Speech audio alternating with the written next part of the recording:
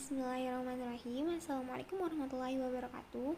Perkenalkan, nama Ulun Siti Nurhaliza. Di sini Ulun akan membacakan soal beserta jawabannya demi menyelesaikan tugas mata kuliah Sejarah Islam di Indonesia yang diampu oleh Ibu DC Yoeliani Wikario MPD.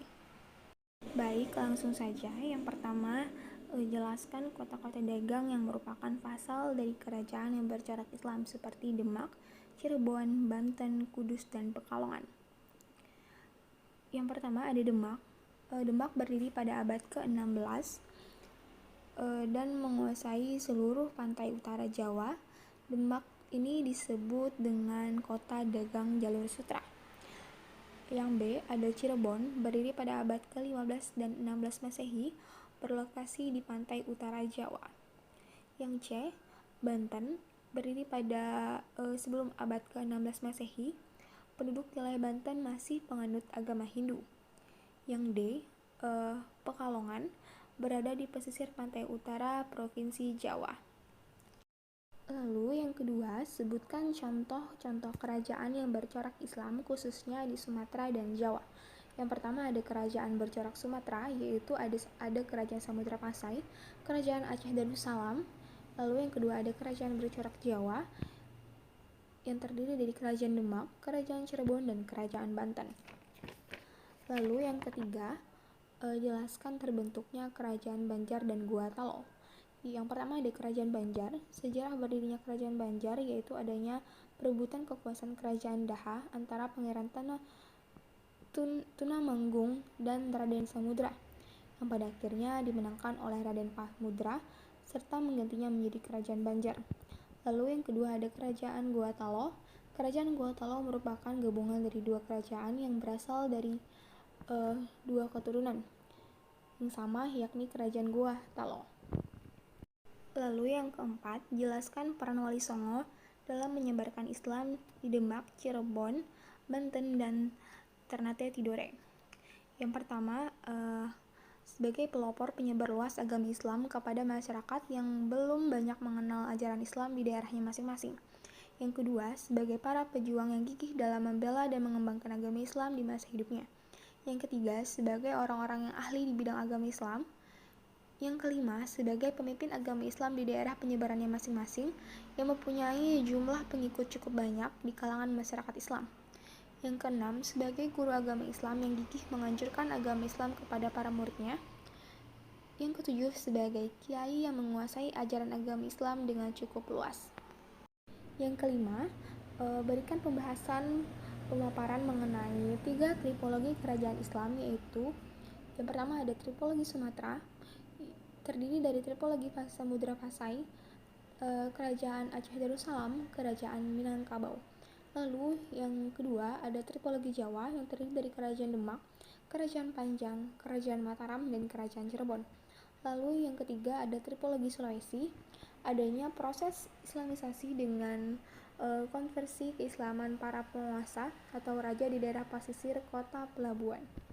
Yang keenam, bagaimana pendapatmu mengenai teori peneralisasi Barat di Nusantara serta munculnya kolonialisme dan imperialisme terhadap kerajaan yang bercorak Islam?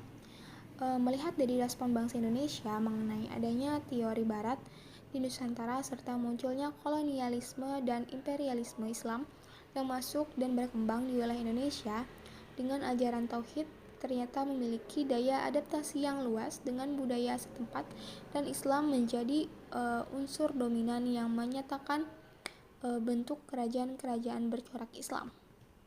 Yang ketujuh, apa saja yang menyebabkan konflik masyarakat Indonesia dengan bangsa asing? Yang pertama yaitu perbedaan pendapat, ekonomi, yang terakhir saling mencela suku, ras, dan suku lainnya. Lalu yang nomor 8, bagaimana pendapatmu mengenai kondisi umat Islam di Indonesia pra-kemerdekaan dan pasca kemerdekaan? Nah, kondisi umat Islam di Indonesia pra-kemerdekaan. Pada saat Belanda memasuki Nusantara pada tahun 1596, sudah mulai terasa akan kesulitan dalam menghadapi masyarakat Islam. Kolonialisme Belanda selalu menghadapi perlawanan gencar dari masyarakat yang menganut agama Islam seperti pertempuran di Banten Hasanuddin di Makassar, perang di Ponorogo, perang Padri, perang Aceh, dan sebagainya. Lalu, ada kondisi umat Islam di Indonesia pasca kemerdekaan. Sejarah kehidupan Islam di Indonesia telah diakui sebagai kekuatan kultural, tapi Islam dicegah untuk merumuskan bangsa Indonesia menurut versi Islam. Sebagai kekuatan moral dan budaya, Islam diakui keberadaannya, tetapi tidak pada kekuatan politik secara real.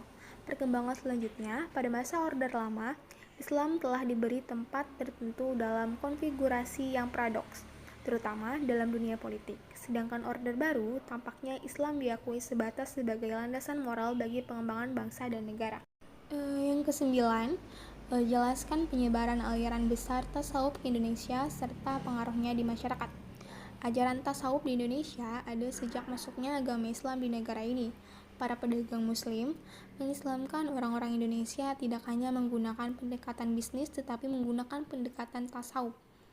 Pengaruh tasawuf di masyarakat sangat signifikan dalam menuntaskan permasalahan dan penyakit sosial yang ada. Amalan yang terdapat dalam ajaran tasawuf akan membimbing seseorang menjadi bijaksana dan profesional dalam kehidupan masyarakat dan memberikan nilai spiritual.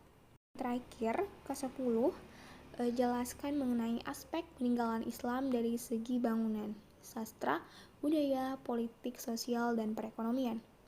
Peninggalan bercorak Islam yang pertama, dalam bentuk seni bangunan. Bangunan menjadi ciri khas Islam antara lain masjid, keraton, dan makam, atau biasanya nisan.